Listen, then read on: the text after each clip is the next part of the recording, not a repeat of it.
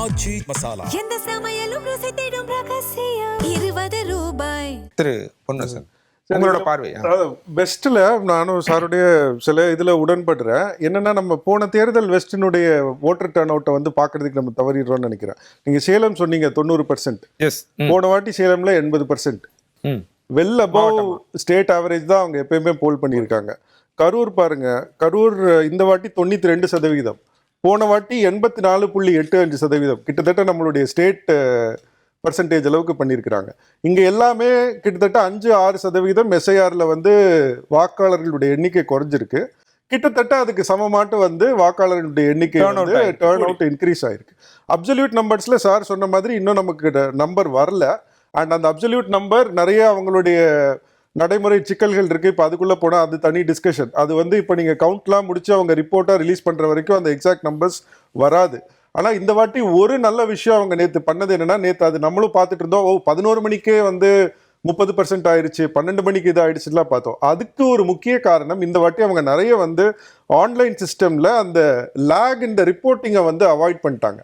இப்போ கிட்டத்தட்ட வந்து அந்த ப்ரிசைடிங் ஆஃபீஸருக்கு கொடுக்கப்பட்ட சில மொபைல் அப்ளிகேஷன் மூலமாகவே உடனுக்குடன் வந்து அந்த கவுண்டை மட்டும் அவங்க அமைச்சிட்டா போதும், அந்த கால்குலேஷன் எல்லாம் வந்து பேக் எண்ட்ல பண்ணி அவங்க பர்சன்டேஜை வந்து கொடுத்துடுறாங்க.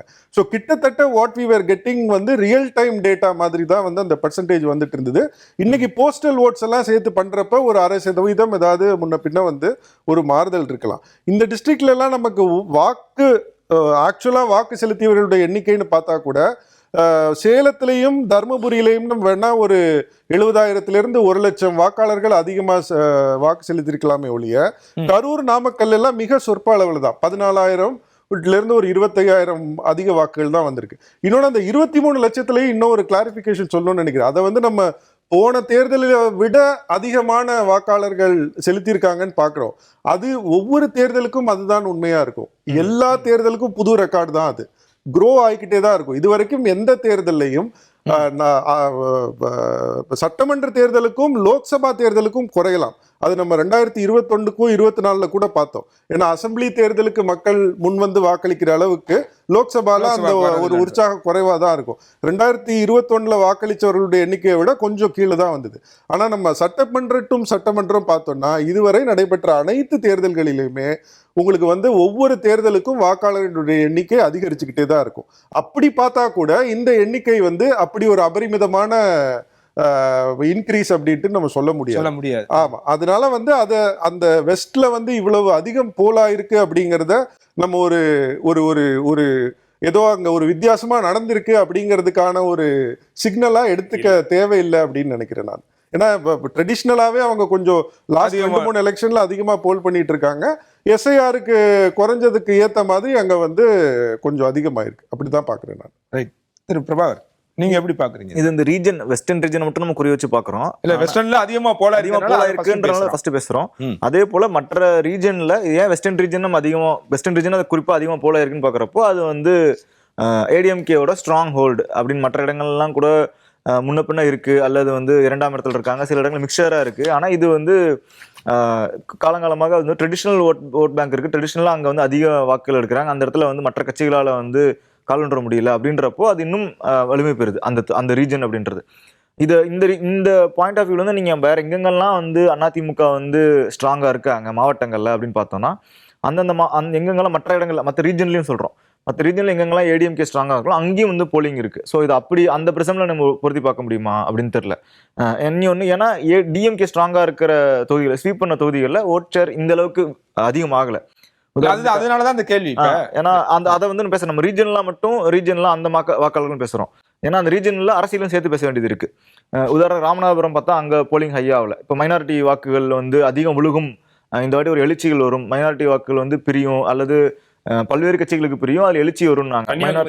கன்னியாகுமரி பெரும்பாலும் பெரிய பெரிய சேஞ்சஸ் எல்லாம் இல்ல. லாஸ்ட் டைம் எப்படி இருந்ததோ கிட்டத்தட்ட அதை ஒட்டி தான் இந்த முறையும் போல. இந்த 2 தொகுதியை நம்ம ஏன் குறிப்பா சவுத்துல வந்து ராமநாதபுரத்தையும் கன்னியாகுமரி எடுக்கிறோம்னா, ராமநாதபுரம் ஒரு இஸ்லாமிய சமூகத்தினர் அதிகம் இருக்க ஒரு தொகுதியா பார்க்கப்படுது, மாவட்டமா பார்க்கப்படுது. கன்னியாகுமரி கிறிஸ்தவ சமுதாய சிறுபான்மையர் அதிகம் இருக்க மாவட்டமாக பார்க்கப்படுது. அங்க இந்த மாதிரி வந்து இந்த வாக்குகள்லாம் பிரியும் அல்லது ஒருத்தருக்காக அவங்க வந்து எழுச்சியா வந்து வாக்களிப்பாங்க அப்படின்னு சொல்லப்பட்டு ஒரு கட்டமைப்பு கட்டமைச்சிட்டு இருந்தாங்க. அந்த கருத்துருவாக்கம் அப்படி ஒன்றும் தெரியல. வாக்கு சதவீதத்தை பார்க்க இன்னும் சரியா சொல்ல போறேன்னா, விஜய் கண்டெஸ்ட் பண்ற திருச்சி கிழக்காக இருக்கட்டும், பெரம்பூர்லயுமே பெரிய அளவுல ஓட்டு டர்ன் அவுட் இல்ல, நார்மலான. அதனால அந்த அது ஒரு ஃபேக்டர் ஒன்னு. நம்பர் 2, அப்ப யாரோட ஏன் வந்து வெஸ்ட்ல அதிகமா வந்திருக்கு அப்படின்னா, வெஸ்ட் வந்து ஒரு ஏடிஎம்கே ஸ்ட்ராங்கோட இருந்ததுன்னு சொல்றதை விட ஏடிஎம்கேக்கு யார் ஏன் வந்து ஸ்ட்ராங்கோட இருந்தது அப்படின்னா, அது ஒரு ஆன்டி டிஎம்கே பெல்ட்டா இருந்திருக்கு ரொம்ப காலமா. அதாவது முன்னாடி ஒரு டிஎம்கே ஸ்ட்ராங்கோட இருந்த ரீஜன் ஒரு காலகட்டத்துக்கு பிறகு அது வந்து ஆன்டி டிஎம்கே ஏரியாவா மாறுது. ஏன்னா அதிமுக பெற வாக்குகள் எல்லாம் ஆன்டி டிஎம்கே வாக்குகளாக தான் இருக்கு. ஸோ இப்போ ஆன்டி டிஎம்கே பெல்ட்ல வந்து வாக்கு சதவீதம் உயர்ந்திருக்கு அப்படின்னா அது வந்து ஆன்டி டிஎம்கேவோடது அதிகமாக இருக்கு அப்படின்னு சொல்லலாம். ஆன்டி டிஎம்கேவோட அதிகமாக இருந்ததுன்னா அது ஒருவேளை விஜய்க்கும் போயிருந்திருக்கலாம். நான் ஸ்கிரீன்ல பார்க்கலாம். 2021 வந்து 76.18% இருந்தது. இந்த முறை 85% கிட்ட அது கூடியிருக்கு. இந்த இதுல ப்ரீவியஸோட கம்பேரிசன் நம்ம கொடுத்துருக்காங்க. இந்த சார் சொன்ன ஆன்டி இன்கம்பன்சிக்கோ ஒரு பாயிண்ட் சேர்த்துக்கலாம்னா, நானும் அதை வந்து நம்ம அந்த வாக்கு சதவீதத்தினுடைய எண்ணிக்கையை வச்சு ஒரு தீர்க்கமான முடிவுக்கு வர முடியுமாங்கிறதுல எனக்கு இன்னும் சந்தேகங்கள் இருக்கு. நான் அதுக்காக வந்து இதை இப்படியும் ரீட் பண்ணக்கூடாது அப்படியும் ரீட் பண்ணக்கூடாதுன்னு சொல்ல ஒரு 2-3 உதாரணங்கள் மட்டும் சொல்றேன். இப்போ 96 நமக்கு தெரியும், ஒரு மிகப்பெரிய ஆன்டி இன்கம்பன்சி அலை வந்து வீசிச்சு ஜெயலலிதா அம்மையாருக்கு எதிராட்டு. அந்த இதுல வாக்கான இது வந்து கிட்டத்தட்ட 67% தான் அதனுடைய வாக்குப்பதிவு 96 எலெக்ஷன்ல.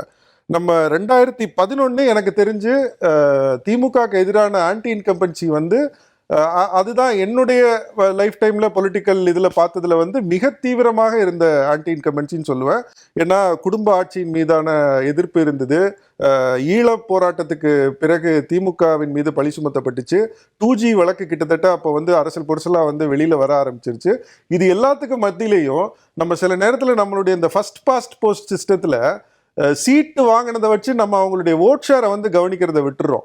திமுக வந்து எனக்கு தெரிஞ்சு குறைவான எண்ணிக்கையில தான் போட்டி போட்டாங்க. 128 சீட்ல போட்டி போட்டு 30-20 சீட் அவங்களோட பாரம்பரிய வாக்குகளை அப்படியே ரிட்டைன் பண்ணாங்க. ஆனா அந்த தொகுதிகளில் போட்டியிட்டதுல அவங்க வந்து 42% வாக்குகள் வந்து வச்சிருந்தாங்க. தட் இஸ் பெர்ஹாப்ஸ் அவங்களுடைய அதிகமாக ஆன்டி இன்கம்பன்சி பார்த்த எலெக்ஷன்ல. ஸோ அப்போ கூட வந்து அவங்களால ஒரு கோர் ஓட்டர் பேஸை ரீட்டைன் பண்ண முடிஞ்சிருக்கு.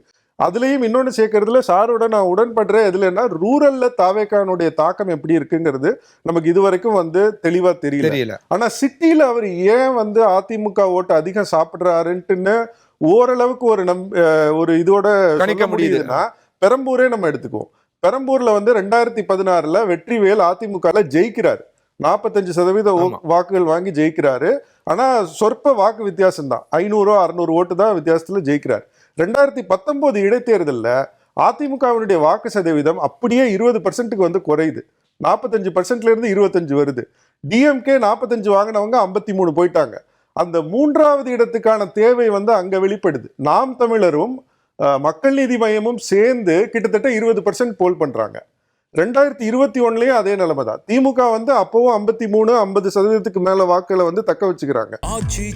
எந்த சமையலும் ருசி தேடும் ரகசியம் 20 ரூபாய்.